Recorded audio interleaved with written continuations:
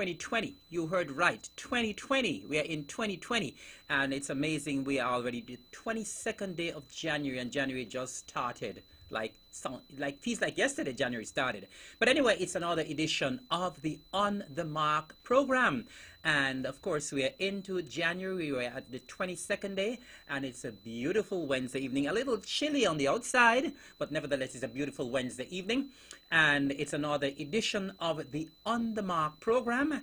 And of course, I'm sure you'd realize that you're hearing a different voice tonight. It's not the regular host, the Honorable Mark Brantley, Premier of Nevis, but I'm Eric Evelyn sitting in for the regular host. The Honorable Mark Brantley is unavoidably absent. He's off island doing state business.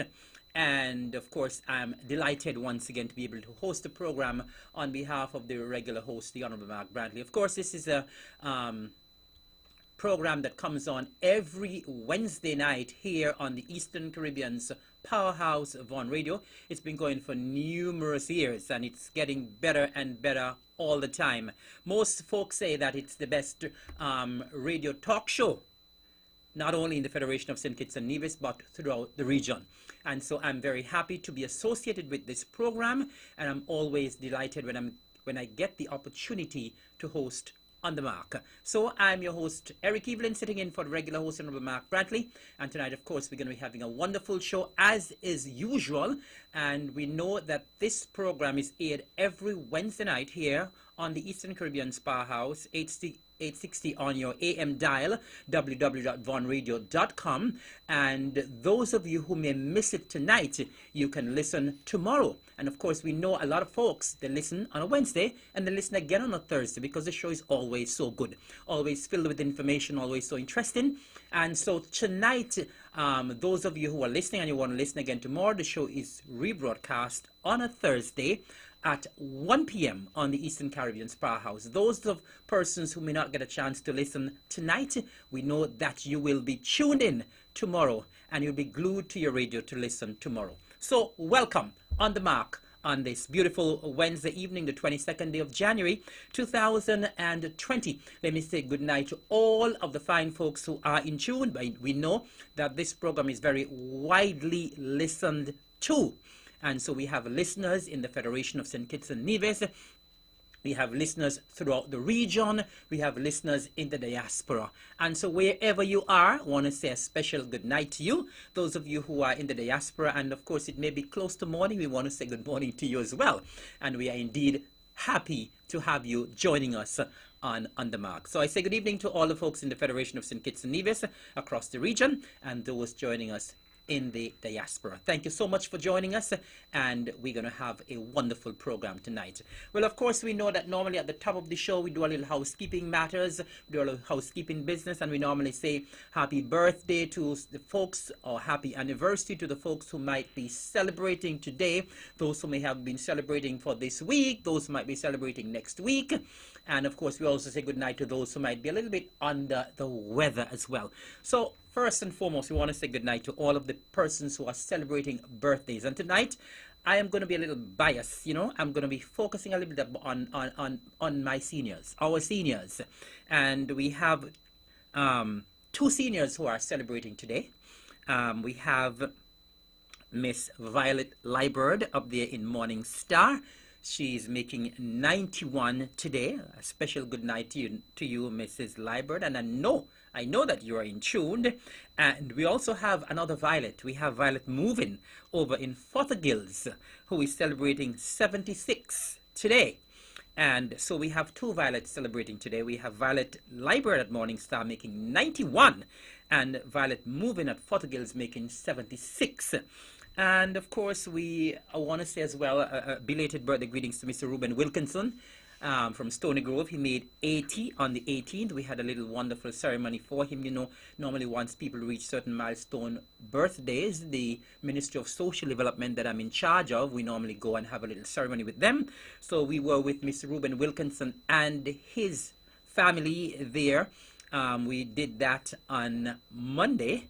And so we want to say belated birthday greetings, 80th birthday to Mr. Ruben Wilkinson. We had Mr. Ivan Queely of Nisbet Settlement who celebrated 91 on Monday as well.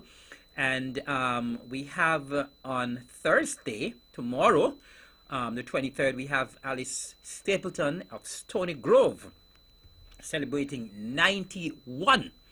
And then next week, we have Miss Eunice Liebert there at Pump Road celebrating 80 next Wednesday, the 29th.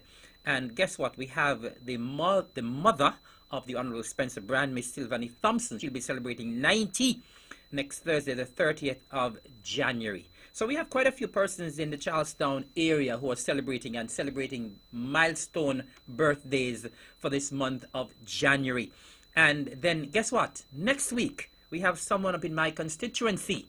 Next week, Thursday, the 30th of January, you have someone in my constituency making 99. You heard that right. Mr. Nathan Sutton up in Rollins. We know him. Most of us know him as Neville. Neville will be making 99 next week, Thursday, the 30th. And so I want to congratulate all of the seniors who are making huge birthdays this week. Persons who have lived long and productive lives.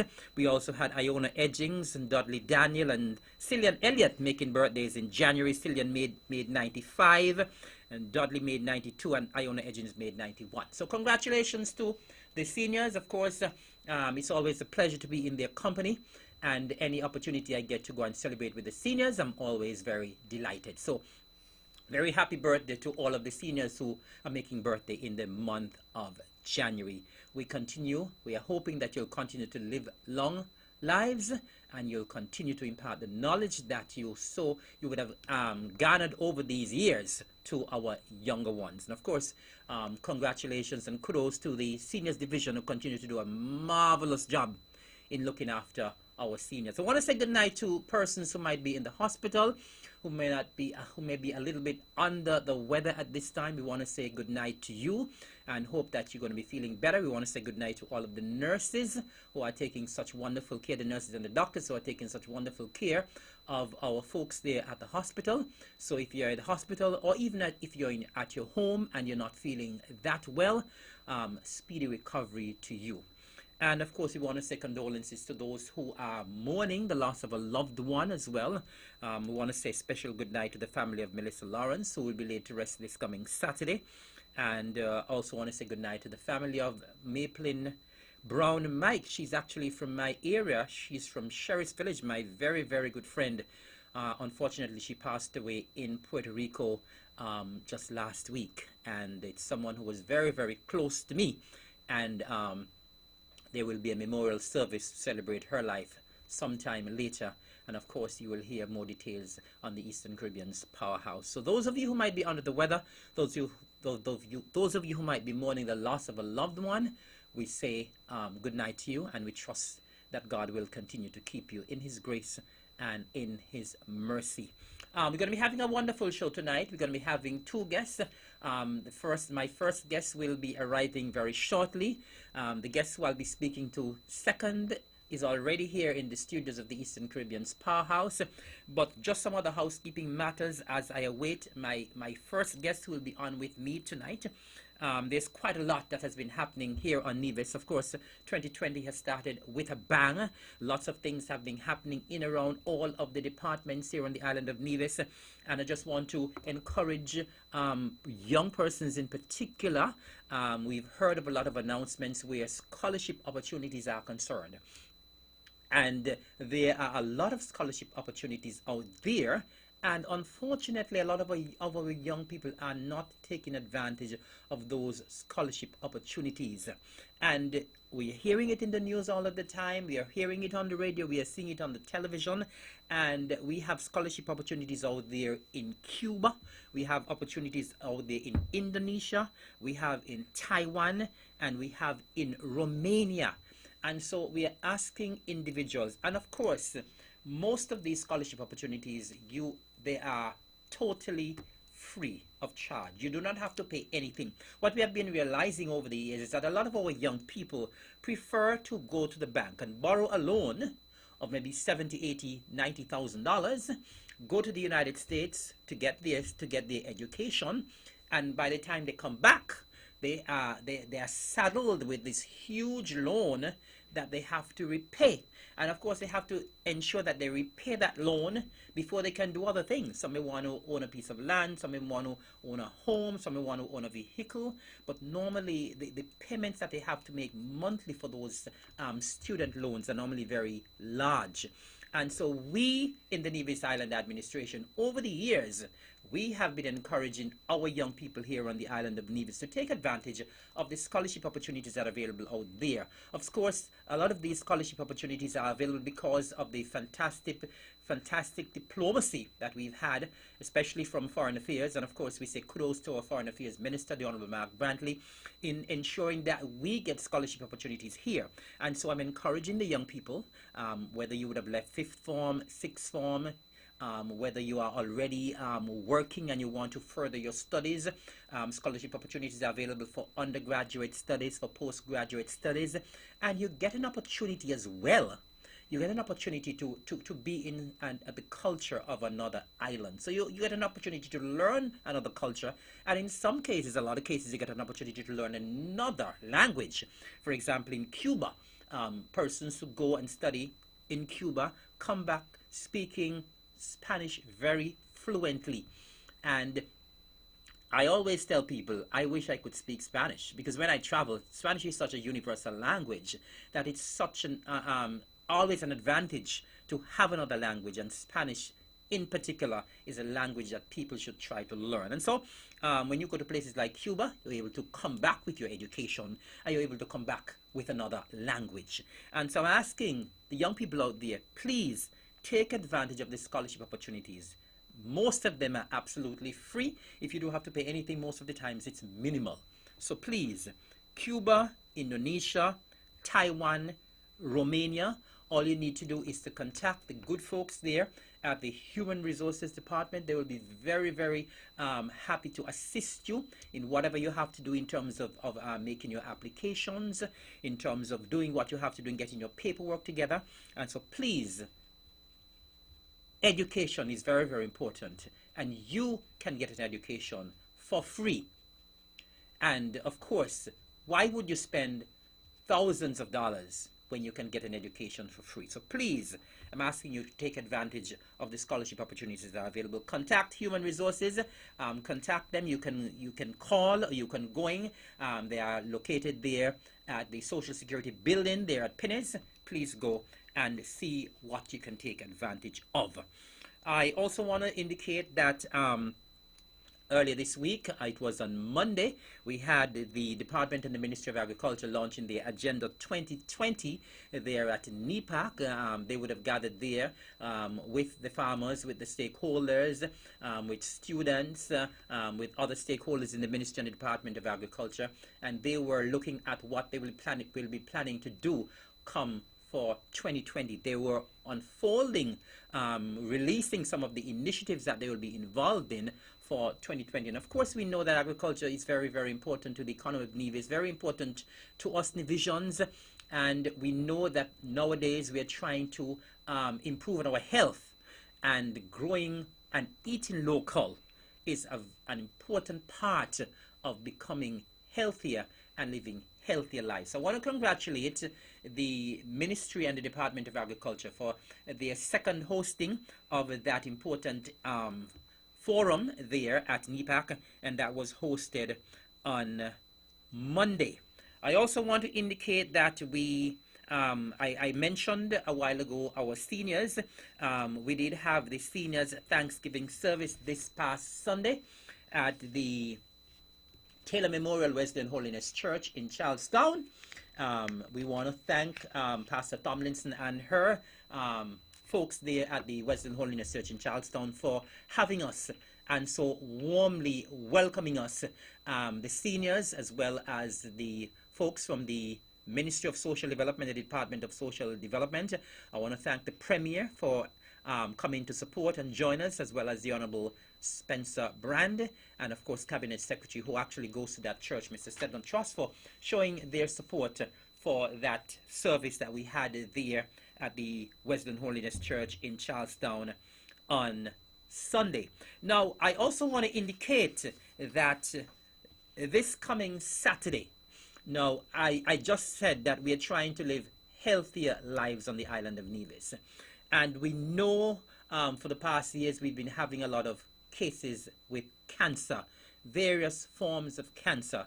And a lot of our folks are succumbing to cancer, unfortunately. Now, this coming Saturday, the focus will be on the ladies, where they will be having the pap smear screening. That will be done at all of the community health centers across Nevis. I believe that the health centers will be open from 8 o'clock, and so we're asking the ladies to go on out and get your pap smear done. Now, of course, we know that this past Saturday we had the prostate screening, and that went exceptionally well. I understand we had over 600 men who attended that screening, and from all reports, the persons who were involved, Dr. Thwaites and his team, Urology Associates, they were very pleased with the turnout. And we are happy that men are now seizing the opportunity and trying to take care of themselves. Now, from the reports I heard last year, and I believe I'm going to get a little bit more information soon, the reports I was getting last year is that the ladies were not responding very well to the pap smear campaign. And so it seems now that the men are now seeming to be more interested in taking care of their health than the women. And that was not the case all the time. We always hear that men were not looking after themselves, men were not going to the doctor, and that sort of thing. But from the time this prostate screening started, the men have been showing up in their numbers. And I want to say kudos to the men on Nevis for going out and having that screening done. There was also some colon cancer screening that was done at a hospital recently as well. And so we are trying our utmost from the Nevis Island administration, from the Ministry of Health, to ensure that we have a lot of screening. And the most important thing is that the screenings are free, totally free of charge. And so I am asking, and I believe I'm going to get some support very shortly now. I'm asking the ladies to kindly show up on Saturday for your pap smear screening. The men did their thing, and the ladies now, you need to pull up your socks and have some better numbers, have a better showing for 2020. All right, well, since I'm on the topic of health, it's an opportune time now that my first guest just walked into the studio, and I'm so happy to see her here tonight. And I am going to let her introduce herself. She just sat down, but you know, she's always ready. I mean, someone in her profession will always be ready to talk and to give us any information that we're looking. So I'm going to let her introduce herself to the listening public and the viewing public on Facebook. Good evening. I am Dr. Judy Nisbet. I am the Medical Officer of Health here on Nevis. And thank you for having me, Mr. Evelyn. It's certainly a pleasure to have you, Dr. Nisbet. And you know, I was just making a plug for the ladies for the pap smear, so maybe you can help me for this coming Saturday. Yes, the Community Nursing Services will be having their annual pap smear drive on Saturday, the 25th, starting at 9 to 11. So we are asking persons or ladies to come on out and to have their pap smears done. This is an opportunity for you to have your pap smears done free of cost. No, Dr. Nisbet, as I was mentioning a while ago, I understood last year that the numbers didn't look so well for the ladies, and we see almost every year the numbers for the prostate screening keeps getting better and better, right? That doesn't seem to be the case with the pap smear screening. Now, any particular reason why the ladies may not be turning up in the numbers that you expect them to turn up in for the pap smear? Well, the truth is that when we started about 2 years ago, we had low numbers, but the numbers have been increasing, and we are pleased to see that. Most women possibly, prefer to perhaps go to their private physicians to have their pap smears done. But I'm not certain why right now, I'm not certain why they're not turning out to this free pap smear screening. So I want to encourage them. Fantastic, Yeah. fantastic. And it's so good that we're having all of these free. We have to emphasize free screening being done because, of course, if you have to pay, I mean, healthcare is very, very expensive. And the colon cancer screening was also done at the hospital. How did that go? That went well. Okay.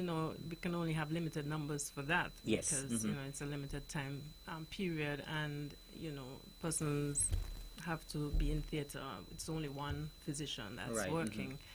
So, but that usually goes well. Great. Yeah.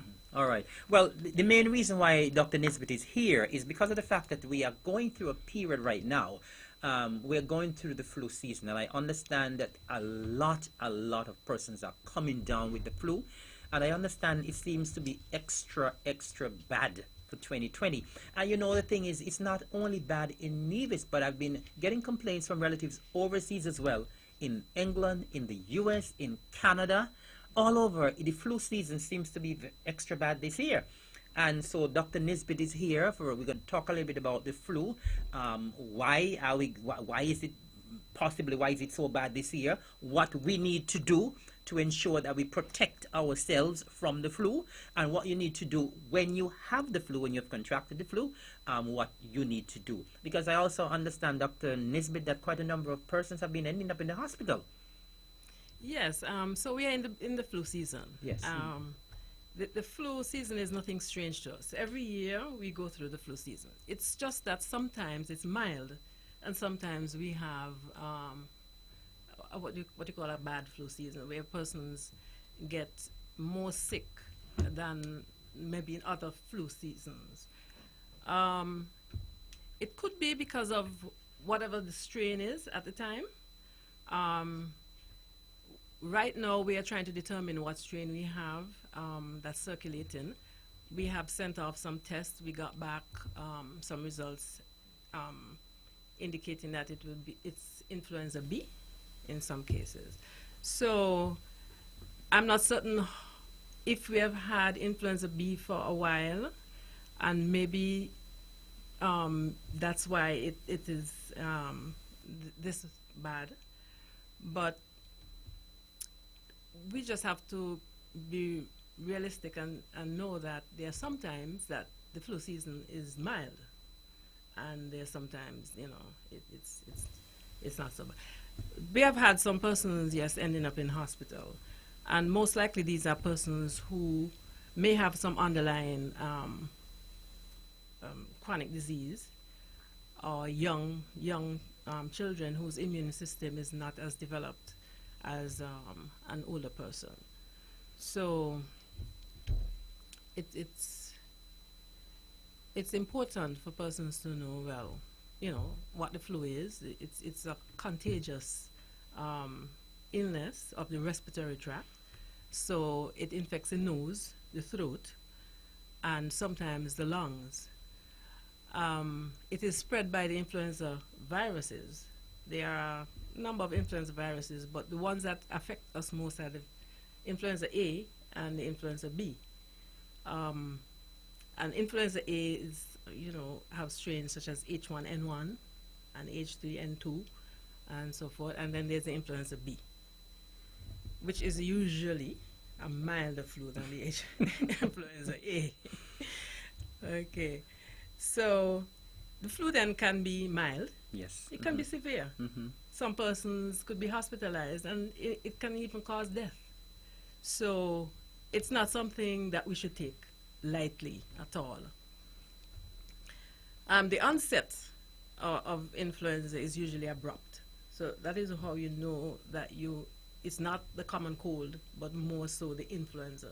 Because you may feel well today, and then by tomorrow you just feel really sick. So it's an abrupt, very abrupt onset of symptoms. And some of the symptoms are, as we know, fever, cough, and that cough is usually unproductive, sore throat, runny nose or stuffy nose, muscle aches. That's a big one.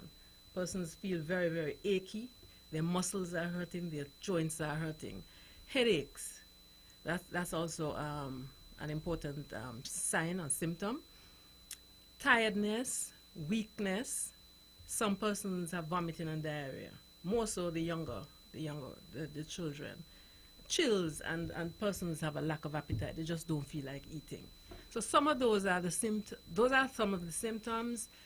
Persons may have some, they may have all, right? So we said already it's contagious, it's spread from person to person. So how is it spread? So it's spread through cough, sneezing, even talking. Because when you talk, there are tiny droplets that can come out of your mouth, and singing, right? So persons are encouraged then to always cover their cough, right? Yes. Now, when these tiny droplets are sneezed out or coughed out, they land on persons who are nearby, on their mouths, in their nose, in their nostrils, because they're breathing, Right. right? And that person can then get sick. And you can also get sick from just touching common items around that someone else with the flu would have touched. And then touching your nose, your mouth, putting your hand in your face and spreading the virus to yourself. Now, persons who are ill with the flu can spread the virus to other persons. They are more contagious in the first 3 to 4 days of having the flu, but they can still spread the flu up to 5 to 7 days after the flu, after having the symptoms. So we ask persons to be conscious of that. So persons who are around you who are sick, remember that they can spread the flu to you. They can even spread the flu to you one day before they even get any symptoms. So they may feel well today, and they can still spread the flu to you because they might not be coughing or sneezing, Right. but they're talking, right? And they don't have any symptoms yet, but they can spread the flu to you. But that's just about one day before. But definitely for the first 3-4 days of the flu, very contagious. So how would one prevent the flu then? How you would prevent getting the flu? So to prevent getting the flu, persons need to stay away from persons who have the flu. So if persons are coughing, sneezing, and so forth, stay away from those persons who have the flu. Keep them at some distance. Keep your hands out of your face. It's very important to emphasize that, because you may have touched a surface that has the flu virus on it, left by somebody who has the flu. Then you put your hand in your face, and that you spread the flu to yourself. Now, wash your hands often. I cannot overemphasize that. I often tell patients, wash your hands for no reason, right? Just get up, wash your hands. Just keep washing your hands throughout the day, because you don't know what you would have touched,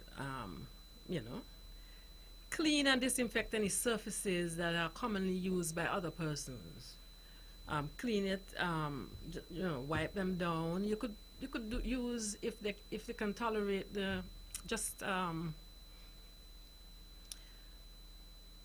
a very dilute chlorine solution, like just a few drops Right. of Clorox in the water, and you can wipe down surfaces. And this is important too for like daycares and so forth, where children are using toys throughout the day, in offices and so forth. Common fridge, you go to the fridge and you use the fridge, open the fridge door and so forth. You can wipe down those surfaces very often throughout the day. Get adequate sleep, because what you need to do to prevent getting the flu is to boost your immune system. Ensure that you have a strong immune system. And how can you do that? You can do that by getting adequate sleep, not the 4 hours, but more. Like what I get sometimes. More like the 8 hours of sleep, right? Stay hydrated. Drink lots of water throughout the day. Stay hydrated. Eat nutritious meals. Eat healthy meals. Whole foods such as fruits, vegetables, ground provisions, and not foods that have been processed, and we're not even sure how this food has been altered. So whole foods as much as possible, and cut down on processed foods. And I want to say here that appeal to the parents to give their children whole foods and not these, the lots of sweets, the Cheetos, yes. and all those snacks. If you're giving a snack, it could be a fruit, and we have lots of local fruits. Yes. And drinks, we should, not the box drinks, please, but the lemonade. And I know agro-processing has pulp Yes. that they store when the fruits are in season. Get those, make wholesome drinks for the children and for yourself.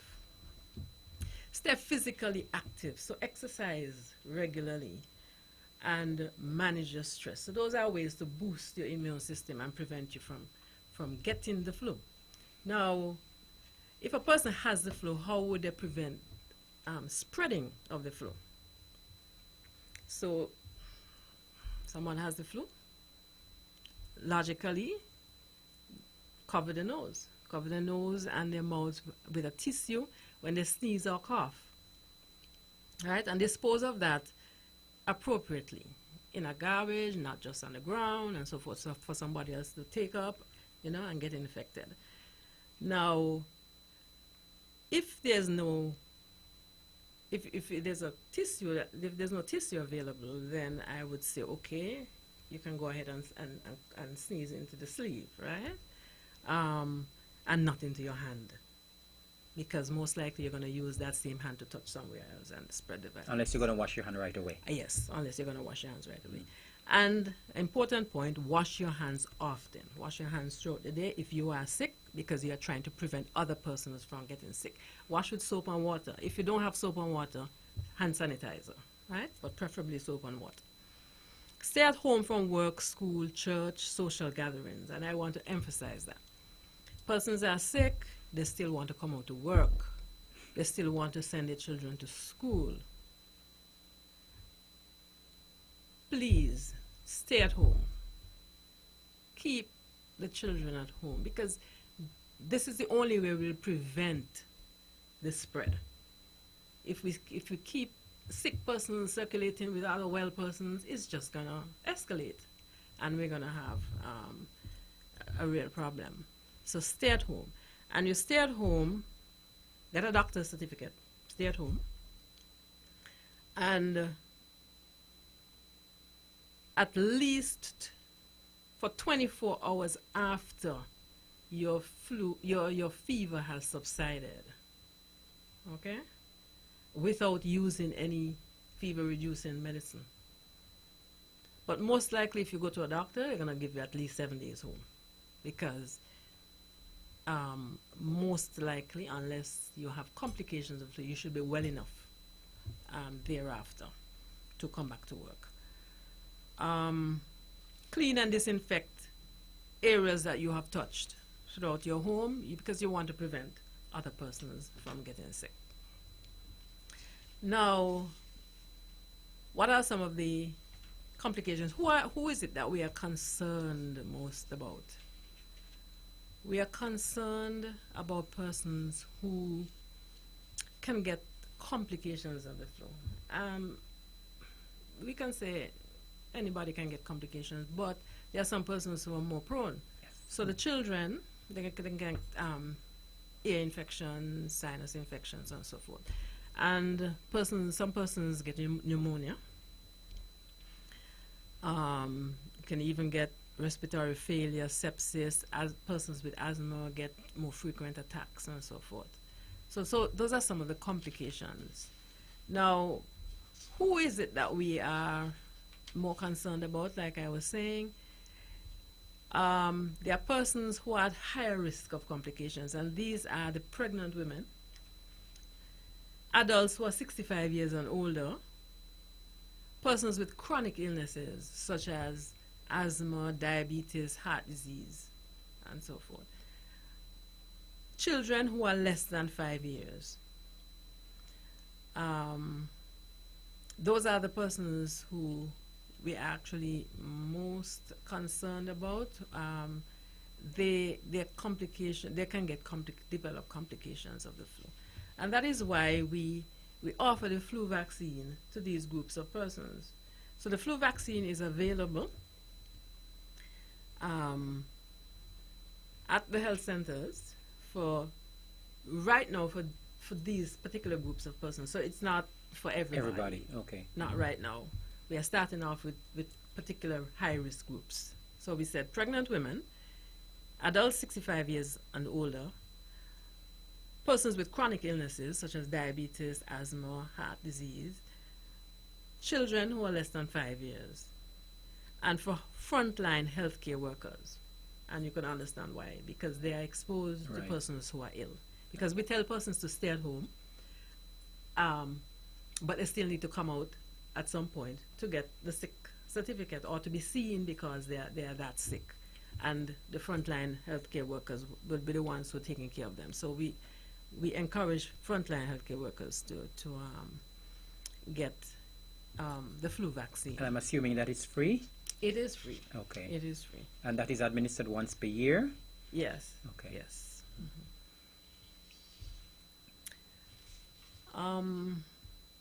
Now, how do you manage the flu once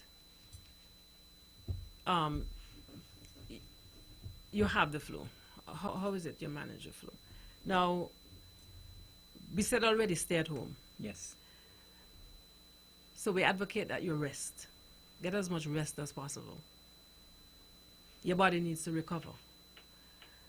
Stay hydrated, so that means drinking lots of fluids. If there's a fever, because sometimes persons don't get a fever with the flu, but if there's a fever, use paracetamol or Paramol for the children for the fever. And now, persons need to use Paramol correctly or paracetamol correctly. You can't take paracetamol once a day. If you're trying to control a fever, it has to be every 4 to 6 hours. Okay? To control the fever, feel better. It helps with the joint pains and the muscle pains also. And most persons can treat their symptoms at home. So it's not necessary always to go to the turn up Doctor. at the doctor or turn up at the hospital. But if you find that you're really not feeling well, Extra bad. yes, if you're not feeling well, you have shortness of breath, fever doesn't go away, it went away, but it came back, and it's even worse when it came back. Severe muscle pains, those are some of the signs. And for children, definitely for children, if you have any doubt about children, please take them right away to the because remember, their immune system is not as strong as ours, especially the younger children under 2. Take them, don't hesitate. Okay? They have a fever, you can try your Paramol at home, or your baths, your cold baths, not with ice or anything like that, but just cold water from the tap. That can help to bring the fever down. Okay? But don't hesitate with the children. The pediatricians will tell you don't hesitate when it comes to the children. So I hope that I gave some good advice. You gave some excellent advice. But I'm wondering though, Dr. Nisbet, what is the number of months that the flu season lasts? It starts around November, Mhm. and it goes to around March. There are some cases where it goes all the way down to May, but it's usually November to March. And I know earlier you spoke about the strain that is affecting us, why it may be worse this year. The strain that will be affecting us here in Nevis, will that be the same strain every year that affects Yes. globally? Most likely, because most likely that would be the strain.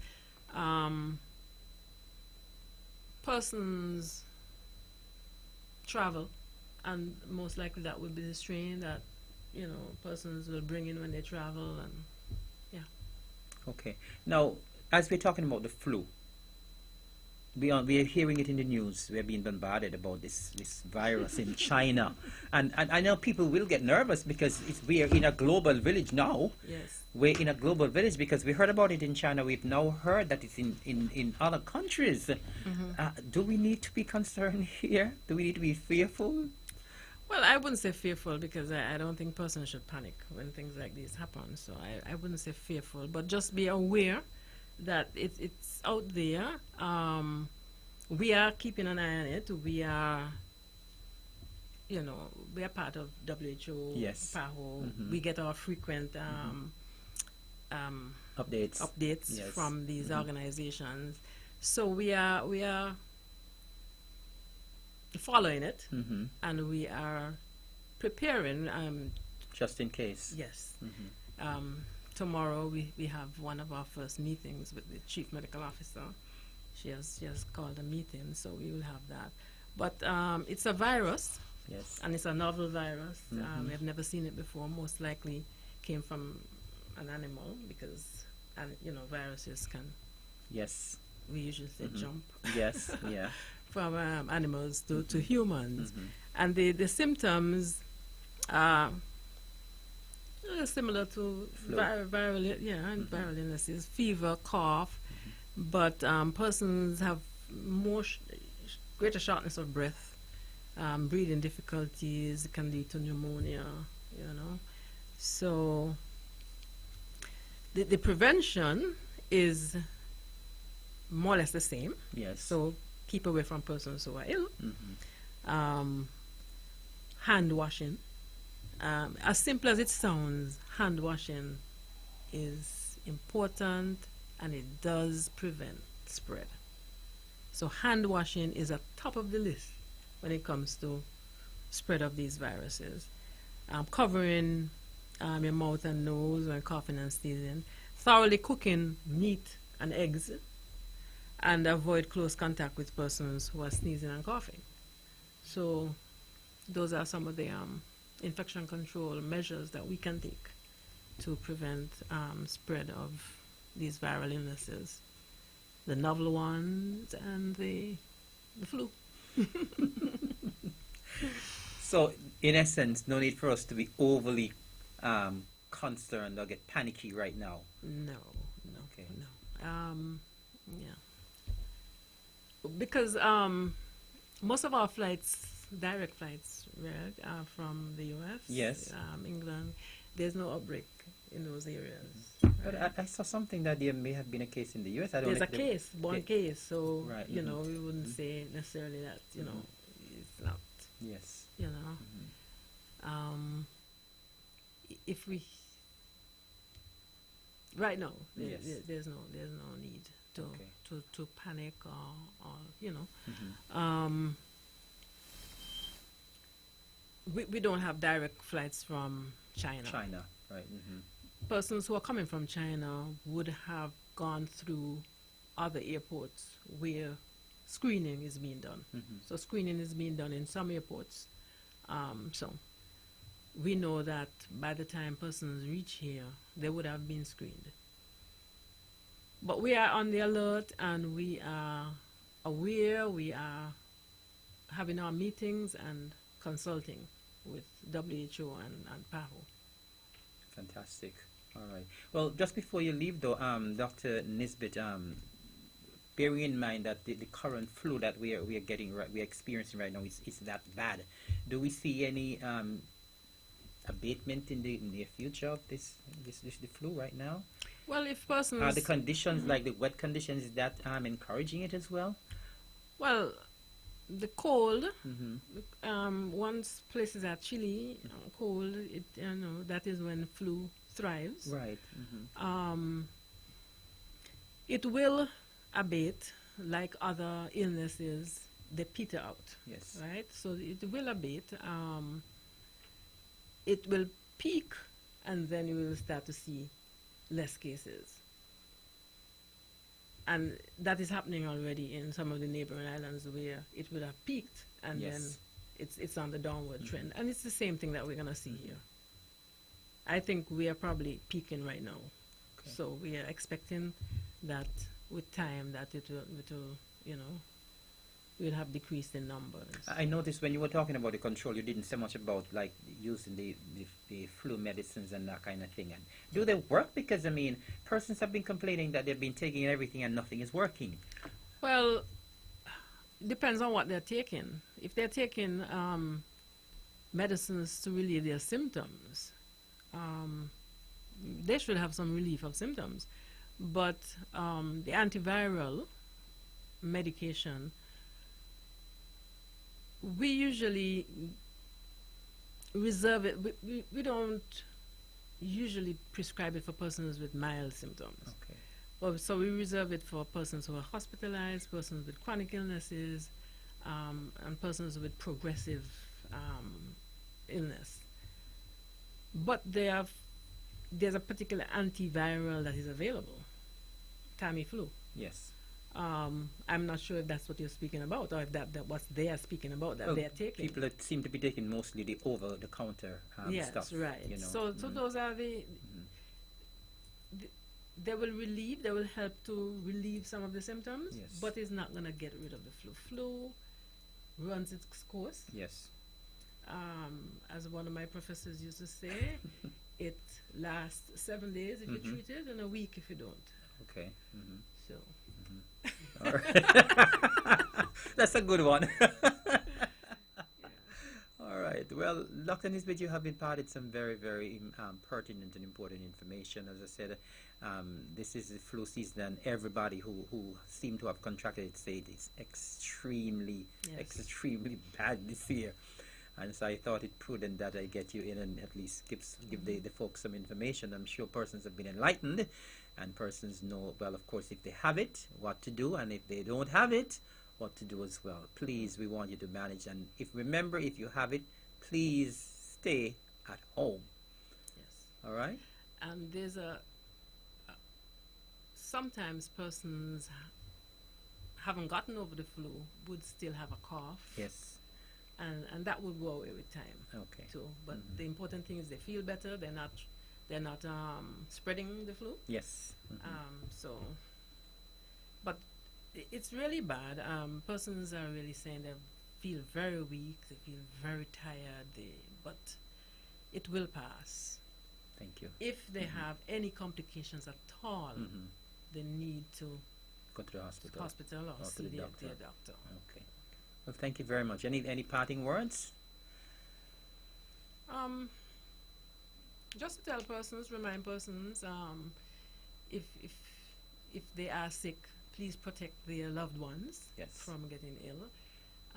And for persons who are not ill with the flu, remember to keep their immune system at an optimal level by doing the necessary exercising, managing their stress, eating nutritious food, staying hydrated, and keeping away from persons who are ill. Not that you are, running away or scorning anybody, but persons need to stay well. Good. There's no need to be sick if you don't have to be sick. Fantastic. And for persons who out there who are ill, you'll get over it. And remember, if you have any chronic illnesses, though, and you don't feel well, and you have tightness of the chest, and fevers and so forth, pain in the chest, and coughing, and bringing productive cough and so forth, please see a doctor. Because you may have a complication of the flu. Thank you so very much, Dr. Nisbet. It has certainly been a pleasure having you here, and I hope that persons would have learned quite a bit as I did tonight. And we are always open here and on the mark. Anytime you want to come and impart any information, we'll certainly welcome you. Thank you so very, very much. Thank you for having me. Okay, Mr. our Lopez. pleasure. Of course, we want to thank Dr. Julie Nisbet for giving us all that information. Of course, we are going to the flu season right now, and it's a very, very, very bad one. And so we were so happy to have had Dr. Nisbet here this evening to come and speak with us regarding the flu. And as Dr. Nisbet is about to take her departure, I also want to say that that I received some information early this evening regarding what the fruit of the week is. And the fruit of the week is banana. And the information said, the nutrition fact, bananas are high in potassium and pectin, a form of fiber, magnesium and vitamin C, and B6. And there are 5 health benefits of eating bananas that I'm asked to read as well. And those 5 are lower blood pressure, a healthier heart, stronger bones, better digestion, and a sharper mind. Okay? So once again, the fruit of the week is banana. Nutrition fact, bananas are high in potassium and pectin, a form of fiber, magnesium and vitamin C, and B6. And the 5 health benefits of eating bananas: lower blood pressure, a healthier heart, stronger bones, better digestion, and a sharper mind. Thank you. And remember to eat your banana during the course of this week. It is the fruit of the week. I want to say thanks very much to the lovely young lady who sent me that information regarding the fruit of the week, which is banana. And so, as I said, we just spoke to one of our guests, that's Dr. Judy Nisbet, and she was speaking about the flu. And now we are about to speak to our other guest we have in our studios this evening. He has been patiently waiting, and he has a lot of information to impart to us as well.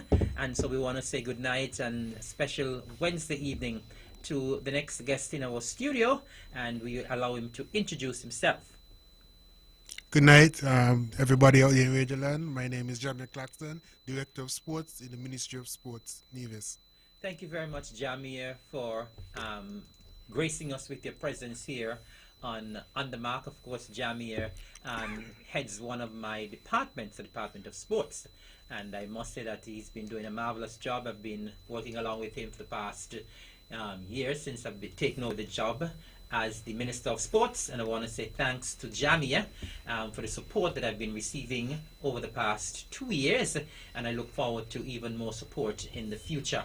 Now, Jamia, you're here this evening because we want to be talking about an initiative that was launched this past Sunday, and an initiative called the Swim to Win initiative. But before we get to that, Jamir, maybe you can just, we had a little send-off ceremony for one of our rising stars in cricket this afternoon, and maybe you can tell us a little bit about that as well. Okay, so we are delighted to have sent off, or had a ceremony to send off Kian Pemberton today. Kian is heading to Argentina for a couple of months, where he will be playing club cricket. This came about as Cricket Argentina, the CEO, reached out to us in terms of Kian coming there, but not only playing because of his skill set, and he works for the Department of Sports. He will also, in his off time, be conducting some coaching clinics with some of the youths of Argentina, both males and females. We jumped at the opportunity because we felt it was a great opportunity for the young man, and so the Ministry and Department of Sport has put their support behind this initiative between us and Cricket Argentina and Kian Pemberton. Well, thank you very much, Jamie, and I want to say congratulations to the young man. I believe he's someone who has a lot of potential, a lot of promise, and we are happy that Cricket Argentina would have seen it fit to invite him to Argentina. He'll be there for a couple of months. He'll be there for the rest of January, February, March, and he'll be back in early April. So I'm sure he's going to get a very good experience, the experience in the culture of Argentina. He'll be doing a lot of things. He'll be coaching, he'll be umpiring, he'll be doing all-round cricket duties there. All-round cricket duties there. So now that we have heard about Kian, let us now talk about the Swim to Win initiative that was launched this past Sunday. Okay, so Swim to Win is an initiative which came about due to collaboration between the Department of Sports, Nevis, the Sail to a Brighter Future organization, Red Cross, Special Olympics, the Swim Federation, and the Four Seasons Homeowners Foundation. what we recognize over the years, we have been doing various swimming programs, and we've been doing it in different pockets all across Nevis. And we felt that it was important that we come together and share our resources, pool our resources to better effectively execute swimming programs in Nevis. And not only swimming programs, but other aquatic-based sporting programs. So the conversation started in early 2019, and we've had a number of discussions over the months leading up to the end of 2019, and we finally came up with the idea of the Swim to Win initiative. What will happen in 2020 is that we have started firstly with a course, a training course for potential swim instructors. So we invited Anne McClendon, who's a swim instructor from the United States. She's here currently doing a training course, a level 1 training course with a number of local swim instructors. We have 17 swim instructors who are currently undertaking the course. In addition to the swim instructors, she's also doing training with persons who will be involved in water safety, person who will work along with swim instructors and aquatics programs to ensure the safety of the participants. So Anne has been working with our athletes, our instructors, and also our volunteers who will be doing water safety. Now, this is just phase one of the Swim to Win initiative. The second phase now is to bring together all the programs under one umbrella, which we have done. And we start with a swimming program in February, where we are inviting persons for a small registration fee of $100 for the month to come on out and learn how to swim. One of the problems, even though Nevis is surrounded by water, there seems to be a fear of the water here in Nevis. So the percentage of the population who can actually swim is relatively small compared to what we would like it to be. And so we're inviting persons to register at the Department of Sports, come on out. It's open to all ages. Initially, we were focusing on children, but having conversation, their parents who said they want to learn to swim as well. So we've opened it to all ages, males and females. So we're going to be at Oli on Sunday afternoons in February, but you can register at the Department of Sport. It's just $100 for 4 sessions, basically $25 a session.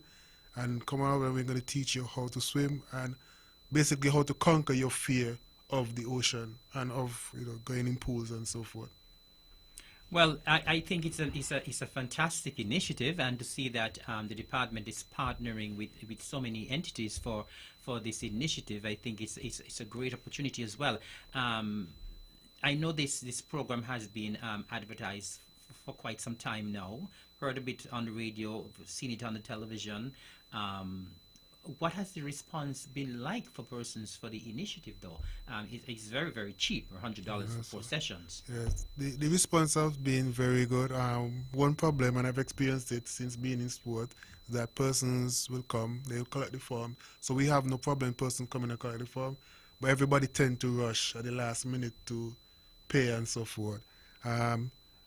I'll take this opportunity. The deadline is this coming Friday, the 24th of January. So we're encouraging persons to come and register quickly. Don't wait till the last minute, because it's important that we know the numbers in advance, so it helps us with the preparation of the program. So I'm encouraging people to come and register.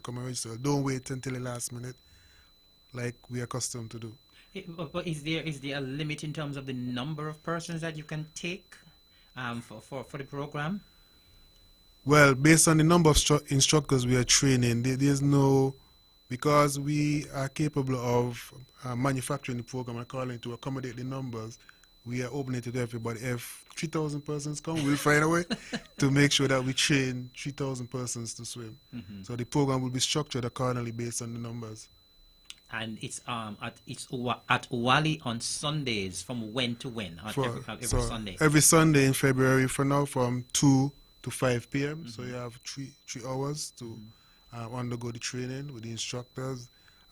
Having attended the first couple of sessions of the course being conducted by Anne McClendon, like there's so many things that goes into teaching someone to swim and helping them conquer the fear of the water. So I think persons who go through this will have an appreciation of the ocean and being in the ocean and swimming and basically not fearing being in the ocean. It's it's the most in-depth I've ever seen in terms of just preparing somebody to actually overcoming the fear of the water and also the initial stages of learning how to swim. So I'm encouraging people to come on out, register at the Department of Sports. You won't regret it. Within a month, you'll be a mermaid. Let's put it that way. So you're now, Jamia, now you're having these 4 sessions in the month of February for the 4 Sundays.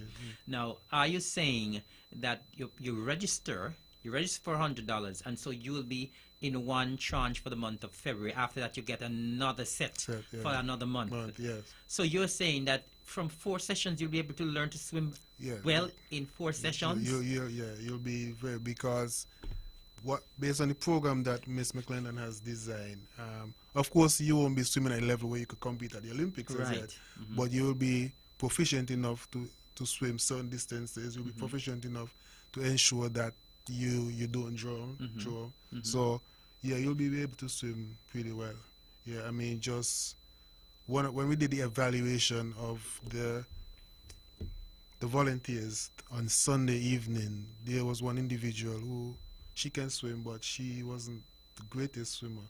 But by the end of that session, you saw progression, and that was just a 2-hour session. You saw major progression in her form and everything. So it shows that the techniques that is utilized by this individual, which she is passing on to our local instructors, are going to help individuals improve their swimming over a short period of time. Fantastic. Now, I was there at the opening ceremony on Sunday, but I had to leave. So walk us through in terms of what would have taken place after the opening ceremony on Sunday. So after the opening ceremony on Sunday, we journeyed to a pool, a private pool, where because of the weather situation, the ocean wasn't ideal, so we journeyed to a private pool where all the instructors and all the volunteers were evaluated, so she can assess their level in terms of what they can do, what they can't do, how she will go about teaching them, because as we know in sport, in order for your athletes to be good, you as an instructor have to impart the right knowledge to them, the right techniques and so forth. So these are the things. She evaluated their own level, but she also evaluated how they will go about teaching and so forth. So she was able to get a picture of how the course will go for the week based on those evaluations. And then over the last 2 days, she's been conducting sessions in terms of preparing our instructors to teach the participants. So in essence, then we're going to have her doing some of the sessions as well as the local instructors doing some of the sessions as well. Yes. Okay, fabulous. And remind us how many local instructors we have partnering with us? So we have local instructors. So we have... How many instructors total? So we have 17 instructors who are currently doing the course. And I would also like to indicate that later in the year, we plan to repeat the course. If there are persons interested in being instructors, we'll just look forward to that information for when Anne returns again. We'll do a separate course. So we have 17 instructors, and we have, I think it's about 12 water volunteers. Well, that's quite a lot of persons who would have come forward. And of course, we know that you spoke about the fear of the sea and that sort of thing. And it's amazing that we have water right around, and there are a lot of persons on the island who cannot swim, who are very extremely fearful of the water. And I guess you can't blame them, because of course we know that we would have had this marine disaster way back, but that is etched at the back of a lot of people's minds. And I guess it also tells us that it is very important to learn to swim, because I mean, we go back and forth between St. Kitts and Nevis daily. The boats run several times per day, and of course we would not want something like that to happen again. We don't think it will ever happen again, but of course we should always be prepared in the event that something happens. And of course, like for example, this past weekend we would have seen as well these terrible currents based on the bomb cyclone that we would have seen. So it is very important that people on the island are availing themselves of an opportunity like this. And it's $100 for 4 sessions, which you're going to be learning. You're going to be proficient in swimming. It's like a giveaway. Yeah, definitely. And just this $100 actually goes back to you as a participant in terms of providing refreshments and stuff like that, getting equipment for those who can't afford, like the goggles and so forth. So we're not just collecting the $100 for $100 sake. It goes back to the program and to the participants. So you're saying that participants who are taking part in the program, they are going to be getting goggles and Yeah, so on as well, that- and they're going to be going away with those. Yeah, that's one of the plan, to use this funding to provide equipment for the participants. Are they going to be getting a certificate? It's going to be like will it be like a certified course? The course that we're currently running is a certified course. How it's set up is that we're gonna do 3 levels, which is gonna prepare for the international federation. The international federation is FINA instructors course. So the course is, as I mentioned, facilitated by Anne, but it is given by the Ministry of Sports. It comes under the Ministry of Sports umbrella as basically preparing you to take the international certification. How did you all go about selecting the lady? She seems very proficient. How did you go about selecting her So, as the instructor? We were looking for potential instructors. Anne would have been to Nevis a number of times. Some of the members of the committee would have met her at various international events and so forth. So when we reached out to a number of instructors, she was one who immediately said she's interested in assisting us. She didn't require any remuneration or anything like that. So of course we're gonna go with that person. We just had to provide certain things for her in order for her to facilitate the course. So she has a very extensive background as an instructor, but she's also a professional swimmer. She swims some crazy, like she does cool, what do you call it, deep ice swimming and all these kind of things. So she's very adventurous, but she comes with a lot of experience in terms of instructor. So with not only having been, not because we didn't have to pay as well, it's not that she was cheap or anything like that, because her resume speaks for itself. We felt she was the best, and she knows the island, which was a bonus. So we decided to reach out to her, and she was interested, and that's why we came up with her over the others that we reach out to. And it's amazing that she's doing this free of cost Yes. for someone For as some professionally as she is. Because she's very passionate about swimming, like very passionate about swimming, and she likes the idea of the whole initiative, like what we're trying to achieve, and that in itself sold it to her. Now, I am a little bit curious because ever since I heard about the initiative, I am curious, and I haven't gotten the answer to my curiosity yet. Why the term "swim to win"? How did you come up with that? Because when I heard first, I thought it was a competition, Sure, swim okay. to win, or you're going to be swimming towards going into a competition. So how did you all come up with that term, In fact, swim to win? we came up with the term kind of by accident, basically in discussion, just like we came up with the phrase, "This is the year to conquer your fear." Like we were having discussions, and it just came up like that, and we thought it was a very good title, because you're learning to swim, you're winning, because one, you're learning to do something that could save your life. Winning that, you could potentially enter competitions and so forth. As you mentioned, you're conquering that fear of the water, so you're winning the battle against fear of being in the ocean and so forth. So we felt "swim to win" was a good tagline. Initially it was just a tagline, and we turned it into the title of the program. Okay, now I understand that we are doing this program. We're starting out with the first month in February. Tell us what happens for the rest of the year. So, as I mentioned, there are a number of partners who came together for this initiative. So what we did, we are bringing all, because there were a number of swim programs across Nevis. So we're bringing all of them under one umbrella. So after February, there's going to be another session, another 4 Sundays in May. Then in the summer, of course, we have the summer programs, which is done by the Red Cross and also the Department of Sports. We also have the Sail to a Brighter Future. The other aquatics-based activities which we are encouraging persons to be a part of, whether parasailing, learning how to sail, and so forth. So all of these are coming under this particular umbrella. And then later down in the year, we have 8 more Sundays of learning how to swim. So you have an opportunity to learn throughout the year, but you also have an opportunity to continue developing yourself as a swimmer. Fantastic.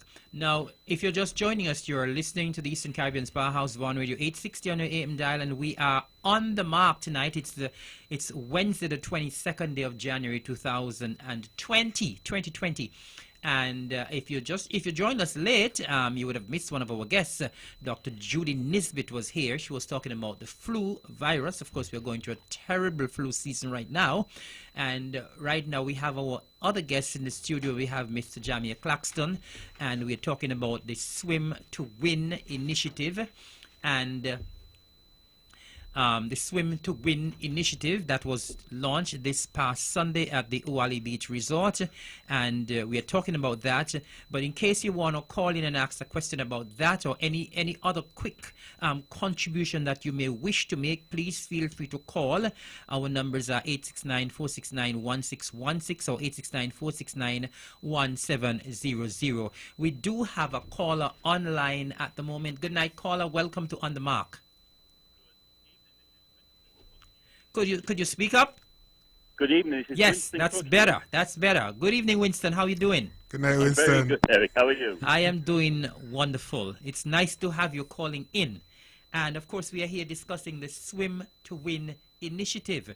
And Jamia is doing a marvelous job in getting the information out and telling us a little bit more about the Swim to Win initiative. And I know that you are one of the swimming enthusiasts on the island. You're very passionate about swimming.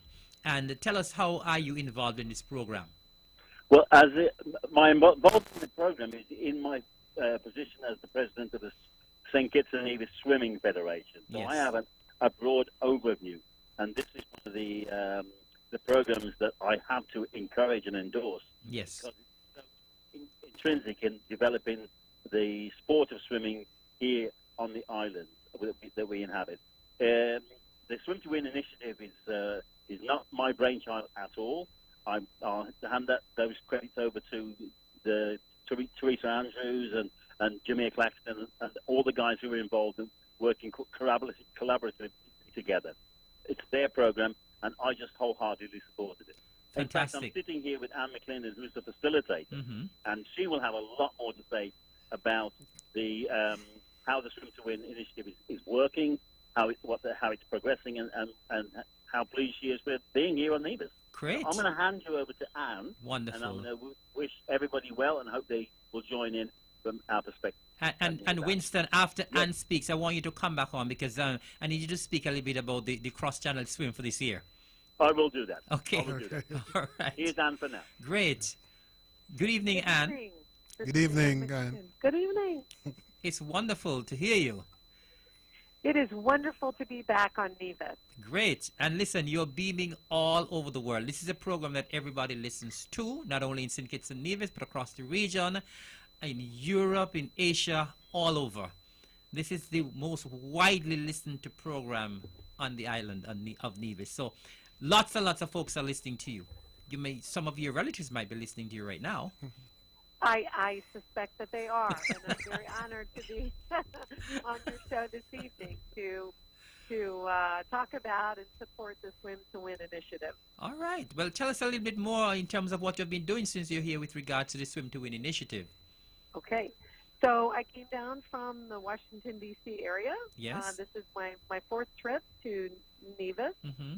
I came down to a cross-channel swim in 2012, and I fell in love with the people down here and have continued to come back. Okay. So I've gotten to know and become friends with Terry Andrews and Winston Crook, and through them started talking about and got involved with the Swim to Win initiative. Mm-hmm.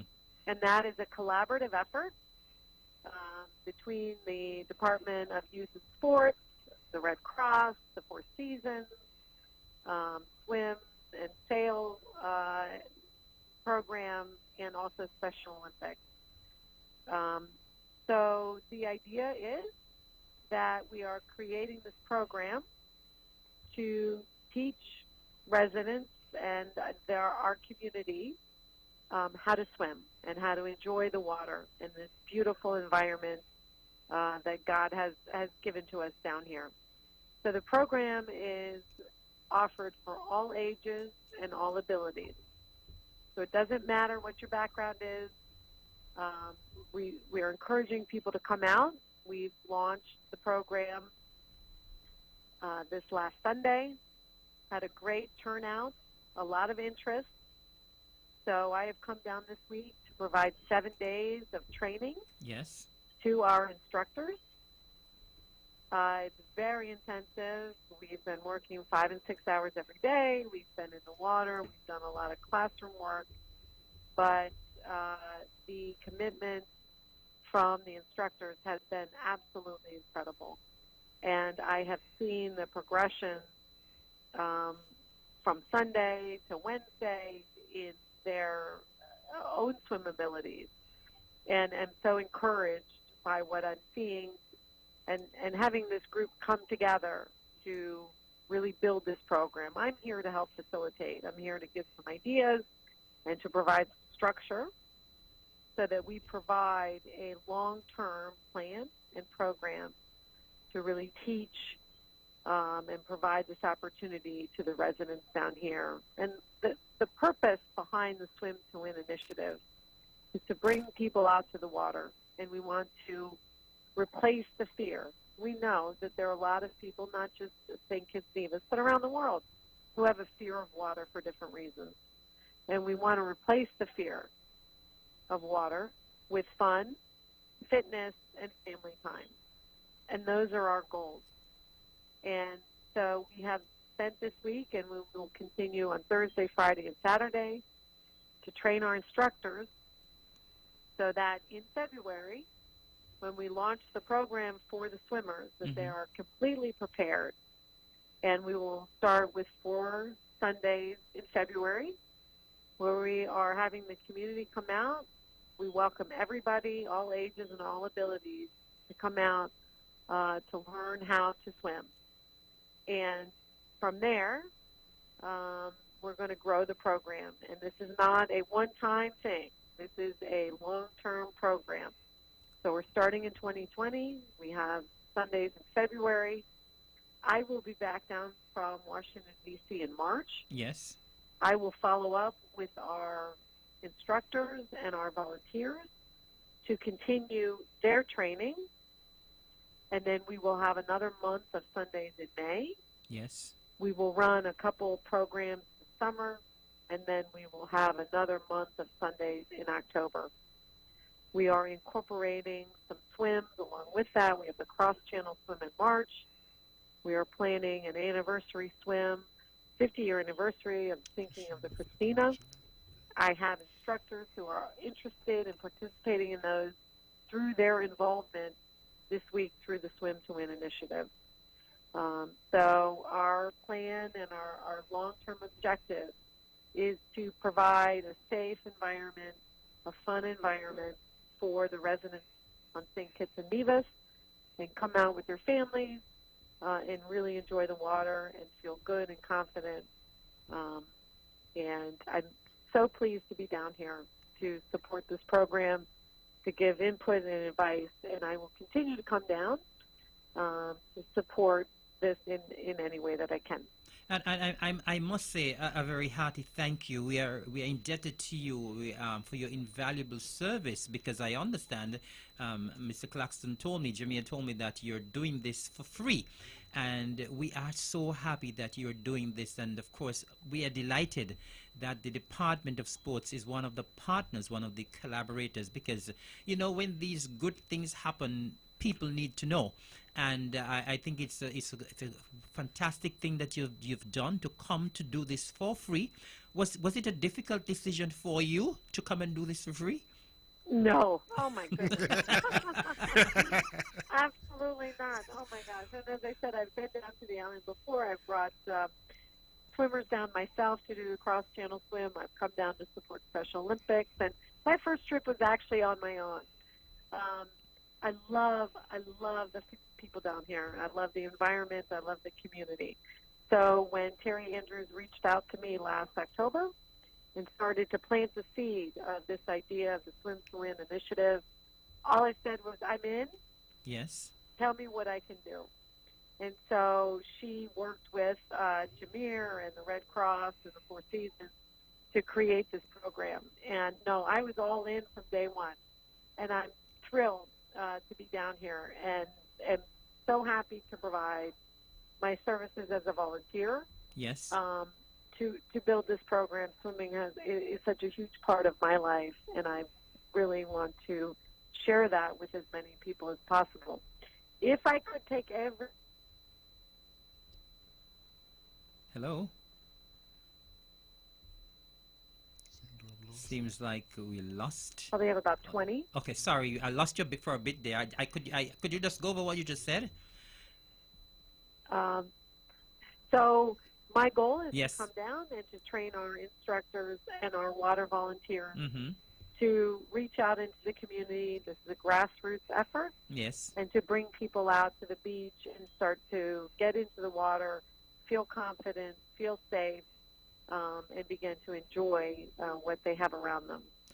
So- Would you like to see every Nivision being a swimmer? Oh. Being able to swim? Well, absolutely, life-saving skill. So that's really that's the basic, right? So when people go off island, Yes. and they're on a crossing, I mean, they should know how to swim. Good. So at the very minimum, it's a life-saving skill, but it's also something that people can enjoy. So if they feel confident and they know how to swim, then they can go out on boats and they can sail and they can kayak and they can bring their families out, and it opens up so many opportunities for people who otherwise have a fear of swimming. So would I like to see everybody swimming? Mm-hmm. Absolutely. I can't get everybody in myself, so I'm going to teach the instructors and the volunteers down here how to bring people safely, comfortably, confidently into the water. And then I'll be back in March to check in on how everything's going. So are you satisfied with the way things have been progressing from Sunday until now? Well, I'm more than satisfied. I'm absolutely thrilled. So these instructors are so dedicated, and they've come out, and I understand that, that when it's raining, people don't necessarily want to come out. But I had Yes. everybody, and I had two more come out. Two extra people come out on Tuesday in the middle of a rainstorm to continue this training. So I'm thrilled with their level of commitment, with their enthusiasm, the way the group has bonded together. They didn't know each other, and they have created this wonderful camaraderie.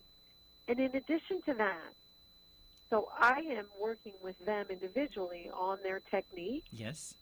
and they are so excited about what they're learning, and they are all improving so much that I had two of my instructors tell me today that they want to do the Nevis to St. Kitts cross-channel swim. Are you serious?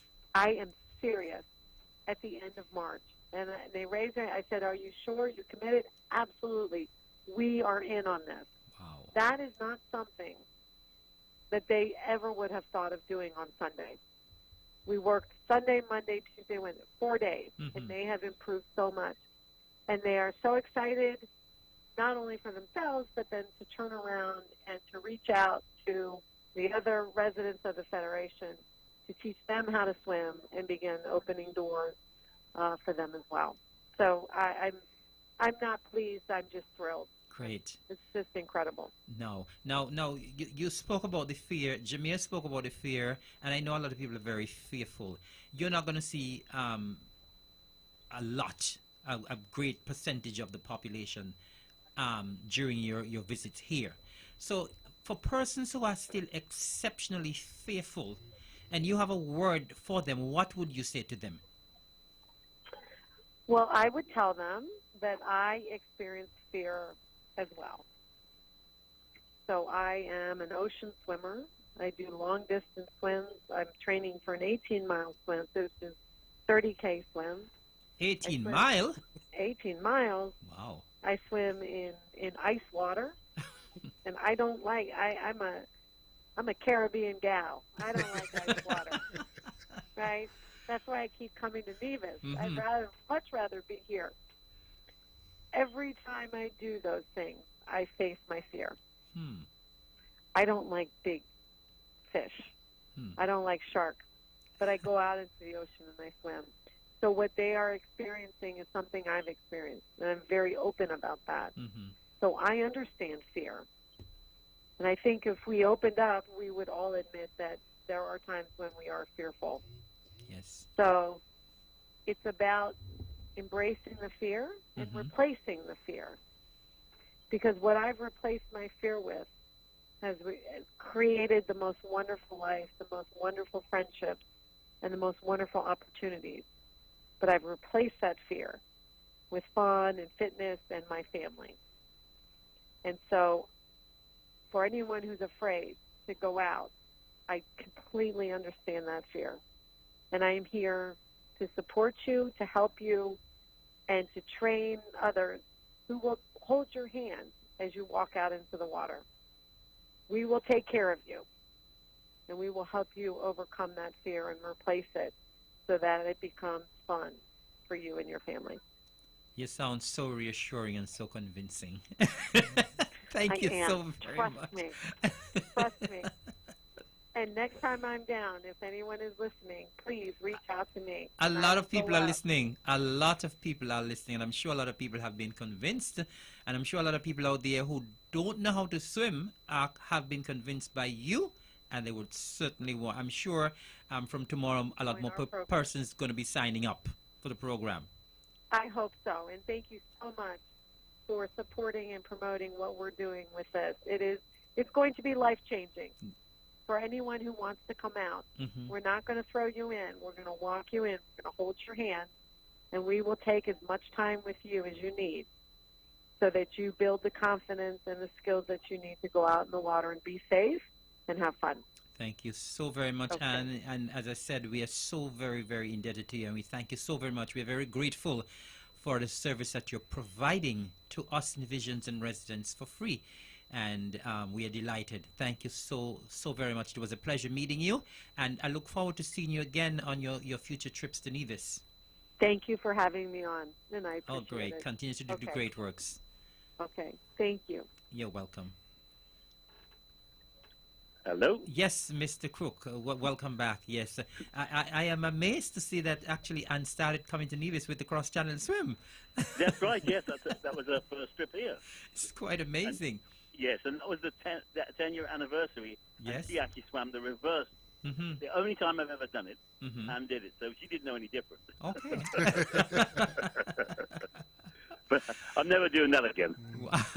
All right. Well, Winston, since you're here, let me just take this opportunity to thank you as well for the work that you have been doing, and talk us a little bit, tell us a little bit about the cross-channel swim for this year, because as Anne was saying that she believes she would have gotten 2 persons to sign up for the cross-channel swim.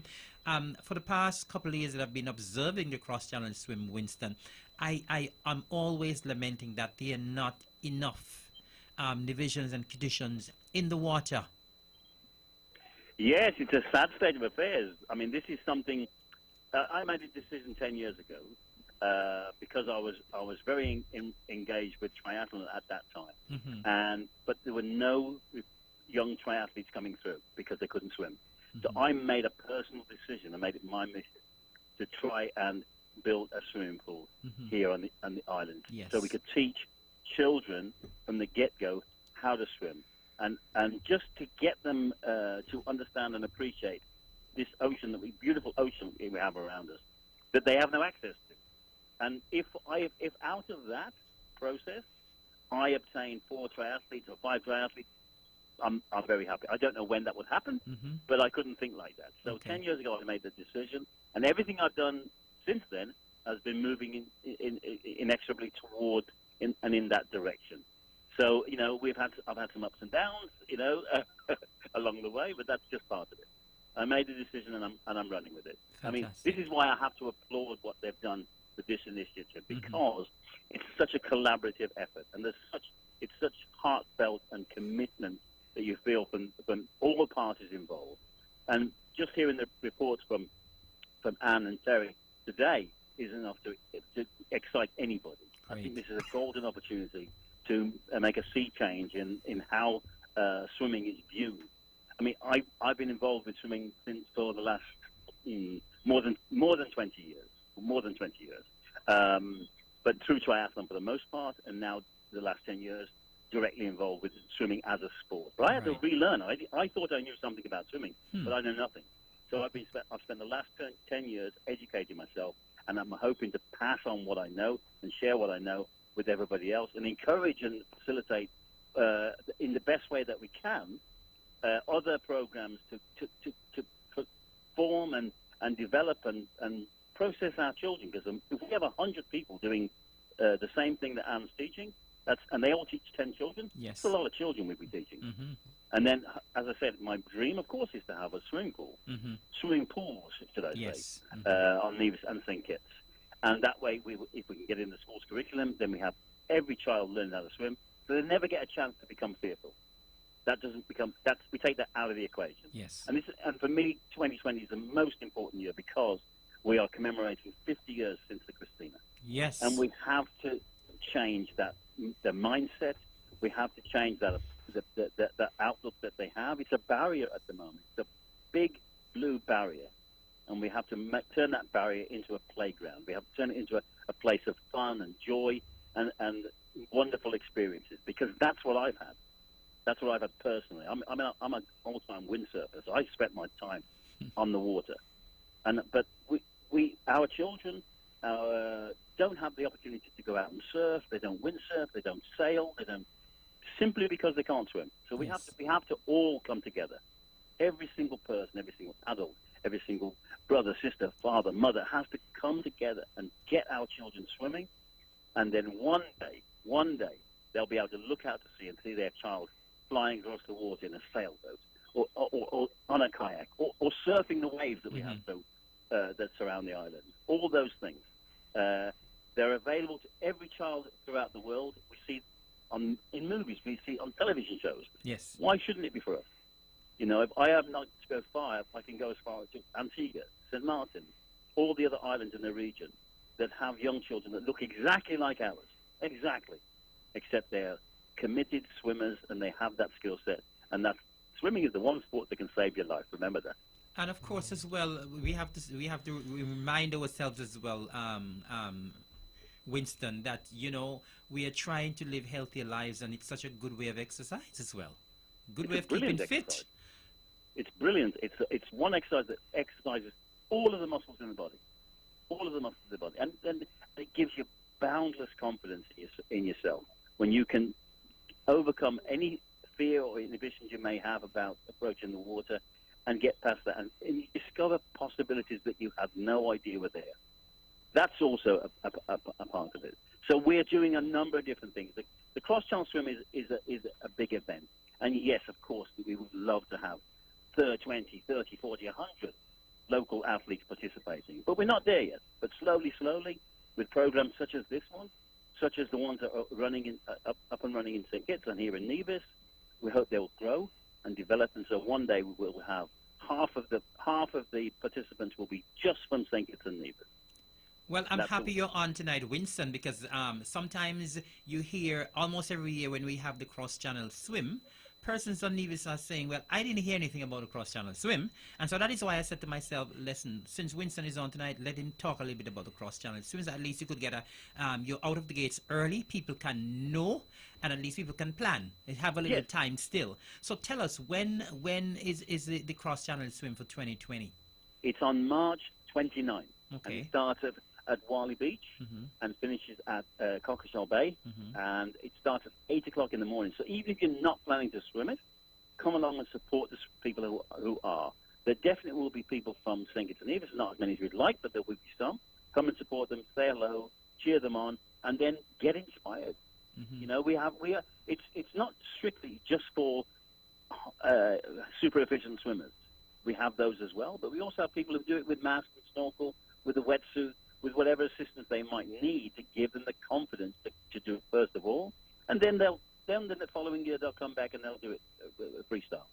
It really is a sport for all, and we must encourage people, even if they don't want to swim, come and support the swimmers, come and support the volunteers, come and cheer on, and we have some exciting things going to happen this year. So be part of it if you can.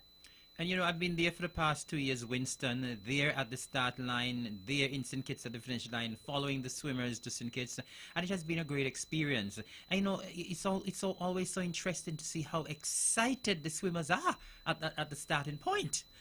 Yes, that's the joy of it. This is a joyful occasion. They're celebrating themselves and their achievements or what they're about to achieve. And you see the camaraderie, you see the friendship that is going on in the full environment. It's a fun event. It really is. And we have people coming from all over the world. That's what I realized. I just had an email from a lady from Italy and a lady from Hungary who want to come for the swim. I don't know how they heard about it, but they did. Okay? So we welcome one and all. So how do you, a lot of people from all over the globe come here every year for this. How do you go about marketing it though, Winston? I use Facebook. and of course, because open water swimming is a huge adventure playground out there in the world. Mm-hmm. We're just a part of it. There are big events also in the Caribbean, one of which is ours, which Yes. is I think one of the better ones. But there are a number in Barbados, in Grenada, there's other open water swims that people are traveling to. So we're just reaching out to those people who live in colder climes. Mm-hmm. They come and enjoy the fabulous water we have here in St. Kitts and Nevis, and they get to enjoy both of our islands, Yes. because we start on one island and finish on another. And that's the key thing. And for people who don't know, you can literally see the bottom all the way across. It's the maximum depth is 30 feet. You can see the serious? bottom all the way across. You can see the bottom all the way across. And you're traveling from one island to the next, which is very different. It's a very different experience. It is unique. It's very unique. Yes. In that way. Mhm. And also we have so many guests swimmers who come back. A gentleman who was just here this week. He's just left today, in fact.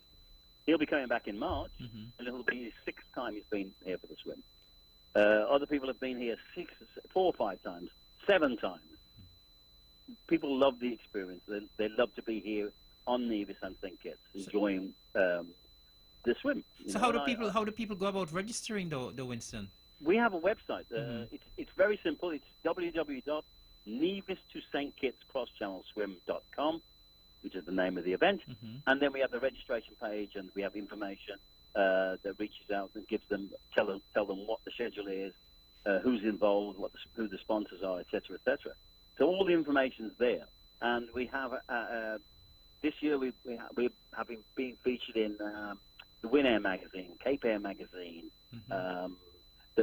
We have the magazine, the local one from here that I can't bring the name at the moment. I think Visitor magazine, I we're saw there it as in Liat as well, isn't it in Liat? Yes, it's in Liat as well. Yes, It's I in think I Sing saw it in the magazine. Liat Islander. So it's been in a lot of magazines, Mhm. and it seems to be growing. We've had features, in fact, in 2 or 3 British high-level press outlets as well. Okay. So it's growing in stature. Fantastic. Is there a registration fee? Of course. Okay. All that information is available on the website. Go there. We have a regional rate, a local and regional rate. Mm-hmm. So people can access that if they're keen. But of course, you can't just get up and jump in the water to swim the Right. channel. You do need to train, and here's your opportunity, because there'll be trained instructors available to teach you how to swim properly and with an open water approach. Okay. Yeah, and if you don't manage it this year without assistance, fine, do it with a mask and snorkel, but join in and then train for next year. So what are the numbers you might be looking at this year? Well, last year we had, each year that goes up. Last year we had 254, which Mhm. is a record number, and at this current position we're at now, we have 136 already. Mhm. signed up. And And that's none of the Ross students have joined in. We have a large contingent who come across from Ross, plus. So Mhm. we're hoping to build and hopefully surpass the previous year's numbers. Well, you still have another 2 months to go, so I believe you're going to Exactly. surpass last year's numbers. And we just have to welcome them and appreciate them Mhm. taking the time out of their busy lives to come and be here with us. Mhm. And of course, Winston, I know you're someone who has been very passionate about building the pools. and I don't want you to ever lose the passion, right? It's going to happen one of these days. Keep I the hope faith. before I lose my mind. I know Yes, you have I spoken. never You have spoken to me about it on several occasions, and I believe once you're persistent and once you keep at it, it's going to happen. I am confident that it will happen. I hope so too, Eric. I hope so too. It'll be wonderful. It'll be a wonderful opportunity for everybody. And I believe you'll have a lot of support because, as a matter of fact, one time a young lady met me and she said, you know, I would love if all of the school children can learn to swim. So you're not the only one who has that passion and that vision. That's It's being great. shared That's out good there. to hear. That's Yes. the best news I can possibly hear. Good. All right. Anything else you want to leave with us before you go? Well, just to, I'd like to encourage people to come out. We have the involvement of Special Olympics as we for the fourth year. I think 4 years running, we've had them involved with the swim. But every year gets more special. The first year we did we just did an honorary thing where they joined in with 10 dedicated swimmers. Yes. The second year they actually participated themselves in a 4-person relay. Last year they did 2-person relays. So the first 4-person means they swim 1 kilometer each. Last year they swam 2 kilometers each. Okay. Now this year, Robert Liddy will be swimming the channel by himself, and this will be the first time ever Wow. a Special Olympic athlete has ever even attempted such a thing. So, for those of you that know Robert, who works Yes. for FAM, Yes. please big him up, support him, encourage him, wish him well, and be there. If you can't be there at the start, be there at the finish to cheer him through his experience. His partner swimmer will be Olympic athlete Kerry Ann Payne, who will be coming down here to do one of her master classes with her husband David Carey. They'll be here doing a master class at Nisbet Plantation, but they'll also be doing some teaching at Wally Beach. And she's going to partner swimming with Robert. This is an Olympic medal-winning athlete. He's going to partner with our very own Robert Liddy to cross the Channel swim, and we're going to make some history. Fantastic news indeed. Remind us of the date of the cross channel swim. It's March 29th. That's Sunday. That's a Sunday, March the 29th. With an 8 o'clock start at Wally Beach, finishing at Cockleshell Beach on St. Kitts. And of course, you know, once I'm on island, I'll be there. It'd be great to have you, Eric. Yes. All right. Well, I want to thank you so very, very much for taking the time out and calling in. And of course, I want to thank Anne, and I want to thank all of the partners. So I want you to give them our gratitude and our thanks, and we are so very, very happy for the collaboration that has taken place between my department. I'm very, very proud of that collaboration and the results we're getting. They've been excellent, excellent. You should be very proud of them. Of course, of course. And I'm sure they appreciate the thanks as well. And we'll all move forward to a better and brighter swimming future for everybody. Indeed. Thank you so very much, Winston. Thank you very much. All right. Good luck. Well, there you had it, Mr. Winston Crook and do I call it this surname right, McClendon? McClendon, Yes, and McClendon. They were on the line there talking about the Swim to Win initiative, and of course Winston also speaking about his baby, the cross channel swim that's taking place on Sunday, the 29th of March. To the swimmers out there, it's always good to see swimmers from St. Kitts and Nevis. We have a caller online. Good evening, caller. You're live and on the mark. Yeah, hello, yes, good evening. Good evening, how are you? I'm listening to radio station. You're listening to radio station. How you doing? Yeah. All right, I'm good. Otherwise, I hear talking saying that they want to mash up you and Timothy. It's a politics, them call us so an alternative. And they say you ain't went up. In a report, I suppose none of the Caribbean leader went up there or something. And it's a little station. So, and they say you're coming down tomorrow for the house. All right, my dear. Well, you must listen to one station and not the two. You're getting confused. All right. But you're listening. You're listening to all. All right. Thank you very much, and you have a wonderful night. And thanks for. And go back up tomorrow, okay. All right. See you. Thank you very much and have a wonderful night. All right. So as I said, we heard from Mr. Winston Crook and Miss Anne McClendon, who called in and they were talking about the Swim to Win initiative. And Jamie is here in the studio with me, the director of sports. And Jamie, when we have these kind of initiatives, these kind of training opportunities, and we need to promote them because people need to know. And that is why I thought it's so important that we speak about the Swim to Win initiative tonight, as of course they were saying about the 50th anniversary of the Christina disaster. So We are hoping that something like that will never, Never ever happen happen again. But people need to learn to swim. And Definitely, get that fear. definitely. Get out that fear. And of course, I believe you're pretty satisfied with what has been happening as well from since Sunday up to now as well. yes, I've been very satisfied, and Anne would have stressed on it the Yes. commitment of the instructors. I've been very impressed. I sort of had a fear Mm-hmm. because, especially Sunday with the weather we were With the weather, experiencing and right, so forth, mhm. but they still came out to the Mhm. opening, and they have been consistent over the few days that they have been doing the training so long. So I've been very impressed with them. There's this notion out there that in Nevis, once rainfall, people Stay don't want to home. go anywhere. Right. They stay home. So Mhm. the level of commitment has really impressed me.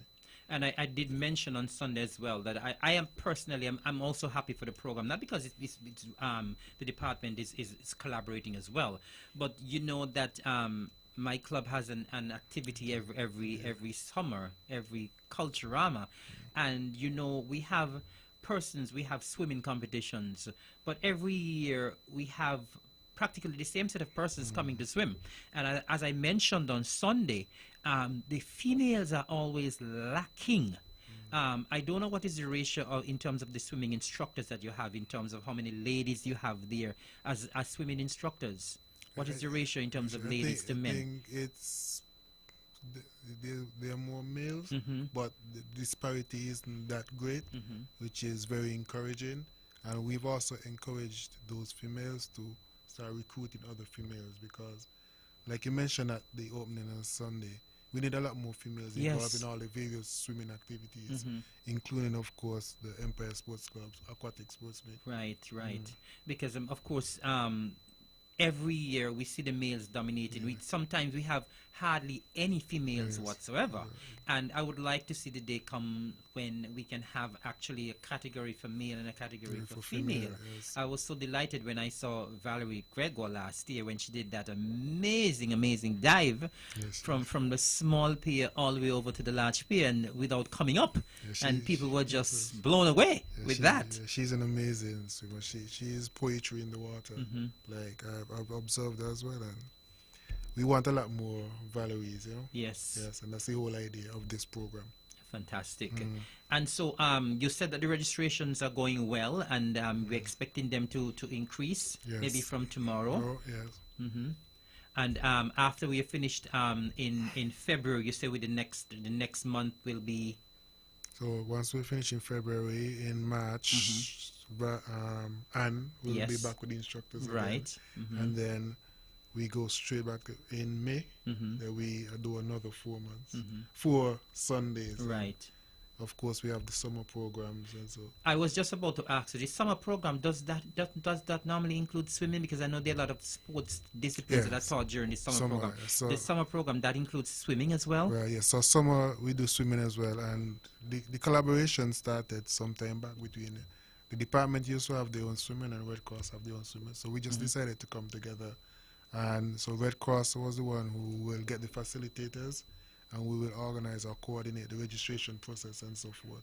So every summer swimming is part of the summer program as well. Okay. And since you're talking about the summer program, maybe you can just deviate a bit now. Summer program for this year, what sports will you be focusing on? Yeah. Is it all of the sporting disciplines? So yeah, we focus, of course, on the traditional sports: the cricket, football, basketball, netball. In recent years, we've included baseball. We also have golf and tennis. The programs in 2019 had to be adjusted because of the construction at Four Seasons, so we weren't able to have golf last year. But golf will be back this year. Those are the main programs that we do, and of course the swimming as well. So those are the sports that we do. We also looking for opportunities to kind of introduce some of the other non-traditional sport. So a few years ago, we were thinking about how can we include archery and so forth. So these dance, we do table tennis now. That was introduced last year as well. So we do table tennis as well now. So we are constantly expanding the options that we have for summer programs. And when you have the summer programs, how the non-traditional sports that you mentioned, of course we know here in Nevis we're accustomed to the cricket, the football, the netball, the basketball, but the non-traditional sports, how do the children normally respond to them? Yeah, very well, very well. I mean, in fact, take for golf, for example. Golf is one of the sports that the positions fill up quickly because we only have a number of slots available, and it fills up even before summer sometimes. That's how quick it fills up. Table tennis as well, for something that has just been introduced, is one of the more popular one as well. So people are migrating towards the non-traditional sport. Of course, they play the football and basketball and cricket still, but we see a significant improvement in terms of the numbers in relation to the non-traditional sports. And actually, I was amazed because, of course, you know that there was this clinic here last year for baseball. Yes. And the persons who came down from Major League Baseball, they were saying like quite a number of young persons were interested, and they saw good talent here. Yeah, definitely. And I mean, for a place like Nevis that doesn't play any baseball on a regular, per se, except for of course, the persons from the Spanish community. But they were saying that there were persons who are like Nevisians who have the talent, and you know they were looking pretty good in terms of a future in the sport. So I was really surprised when they said that you had quite a lot of young persons who were actually interested in the sport of baseball. Yeah, we definitely. We've seen it as well in terms of also the registration for summer and so forth. In fact, that we are now going to expand the program outside of summer because of the level of interest that we are seeing from baseball. We've also seen we had a game between St. Kitts and Nevis. A lot of people didn't know because it wasn't promoted as a show, because it was just an experiment per se. So that's the level that we're getting at, where we could actually have full games between St. Kitts and Nevis and so forth. Well, that sounds good because I know, as I said, previously only the folks from the Hispanic Spanish community. were playing baseball. But one of the coaches who was here was actually insisting that you need to organize something, even at the village level, you know, to see how persons would respond to that and that sort of thing. So at least that is something that we can look forward to. But as I keep telling folks, we at the Ministry and the Department of Sports, we support all of the sporting disciplines. And you spoke about archery. That seems to be growing now. There seem to be quite a number of persons on Nevis who are playing that sport as well now. I'm sure a lot of persons don't even know what archery is. But at least it's good that people are getting involved in all of the sporting disciplines. And it's all a part of staying fit, keeping fit, and staying healthy. Now we're running out of time, Jamia. There's a lot more we can discuss with regards to sports in terms of what we are doing in the department and so on. But maybe as we're about to wrap up, maybe you can just give us a little bit more information in terms of persons who may have joined us late about the Swim To initiative. How can they register? What is the registration cost? What is the registration fee? What are the days they need to come out and be a part of the program and that sort of thing? The basic information for persons who may have tuned in late. So the Swim To initiative is targeting persons who want to learn how to swim or also improve the level of swimming. The program that we are running begins in February. It's going to be every Sunday in February. The cost is just $100 for the session. You can register at the Department of Youth and Sports, which is located in the Reliable Motor Complex. And we are encouraging persons to just come out and register and learn how to swim. The ability to swim is a tremendous skill to have. Like it's a life-saving skill, if you want to look at it that way, to have. So we're encouraging persons, no matter your level, no matter your age, we will have the instructor for you. So come on out, register, and then we see you on Sundays in February. Of course, the Sundays in February is just part of a whole year of activities, so you will get more information on the various activities as the year progresses. Thank you so very much, Jamia, and it's always a pleasure to have you. And of course, once again, congratulations on the fantastic work that you're doing. I know that you would have met this afternoon with the president of the associations, the sporting associations on Nevis, and I hope that would have gone well. I want to thank those associations for responding, and we hope that we'll continue to have a very cordial relationship. And just before we wrap up, just some additional information. I just want to remind folks that the pap smear, the information that was given to you by Dr. Nisbet, she would have indicated 9 o'clock. She wants me to inform you that the pap smear clinics are from 8 to 11 a.m. It is this coming Saturday, the 25th of January, and it's at all of the health centers across the island of Nevis. And since we're talking about the 25th of January as well, we want to remind, or let me just give this information on behalf of the Health and Gender Affairs Ministry. They're having a forum. They are having a forum on Saturday, the 25th of January. It's happening at the GMBC building. That's there on Government Road, across from the Alexandra Hospital. And it's happening from 6 to 9:30 p.m. on Saturday. And it's forum dubbed Issues Affecting Men and Boys. I think they're going to be having like 3 presenters, and the good folks there at the Department of Gender Affairs would want to see as many men and boys as possible. They have indicated that they want a packed room. So those of you who are listening, please bear that date in mind. This coming Saturday, the 25th of July, snacks are going to be served after, and so bear the time in mind as well. It's from 6 to 9:30 p.m. and as I said, I believe there will be 3 presenters, and you can go and ask your questions. They're going to be dealing with various issues when it comes to men and boys. Of course, they are insisting that they don't want to leave the men and the boys behind. They have always been focusing on the ladies, and it's time now to focus more on the men and the boys. So kudos to the folks there at the Gender Affairs Department for looking out for the men and the boys. And to remind you as well that the fruit for the week is banana, and the nutrition fact: bananas are high in potassium and pectin, a form of fiber, magnesium and vitamin C and B6. And the health benefits of eating bananas: it lowers your blood pressure, a healthier heart, stronger bones, better digestion, and a sharper mind. And I also want to inform members of the public, as the music strikes up, that next week, Tuesday, will be the first press conference to be hosted by the Premier, the Honorable Mark Brantley.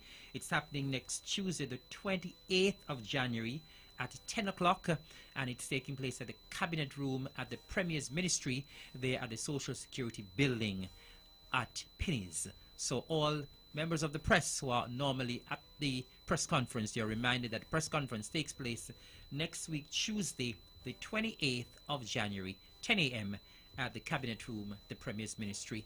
It has been my pleasure hosting On The Mark for this evening, sitting in for regular host, the Honorable Mark Brantley. And I want to say a very special thank you to my guest for this evening, Dr. Judy Nisbet, who was here earlier, spoke about the flu.